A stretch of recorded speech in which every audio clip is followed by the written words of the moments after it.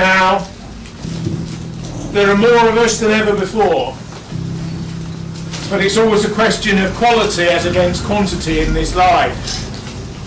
Because I think what I'm going to propose is that instead of looking at demographic and quantity-based analyses, quantitative ways of looking at things, let's look at qualitative ways of looking at things. Let's look at quality.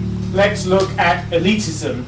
Let's look at the fact that all groups need a vanguard. And that's the way you have to look at these things. People need ultimate resources. They need absolutists and they need semi-fundamentalists who will stand up for them, at least in a conceptual way, even if they can't stand up for themselves, don't want to, or wouldn't even know how to.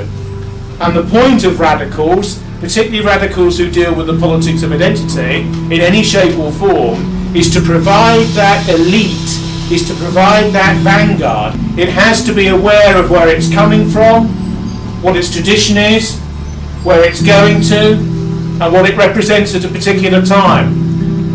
Just because most of the politics of this era seems to be running well and truly against us does not mean that the situation is hopeless, because situations are never hopeless. The danger of the ideology of the victim, which I don't really subscribe to, except as a tactic on occasion, is that you begin to think like a victim and you begin to act like a victim.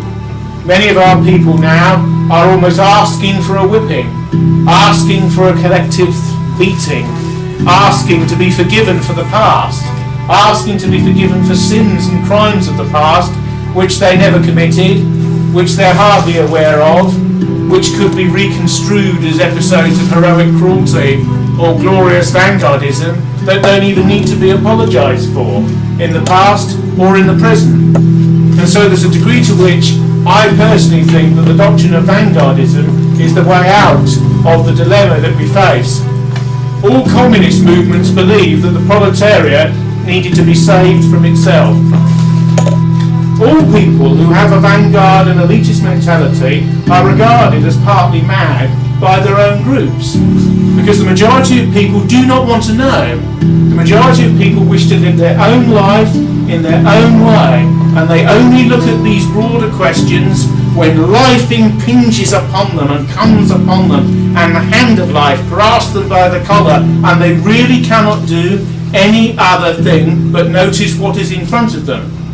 And that the point of the elitist view that I'm putting forward is that the absence of despair is always necessary for our way of thinking and our way of looking at things. I ask you not to despair. I ask you to look to the future as to the present and to the past.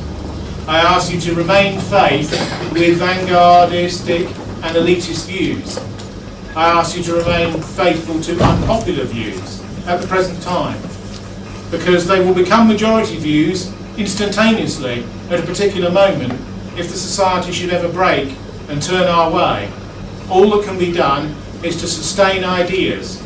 One man alone in a room with a computer, a typewriter as was, can change the world.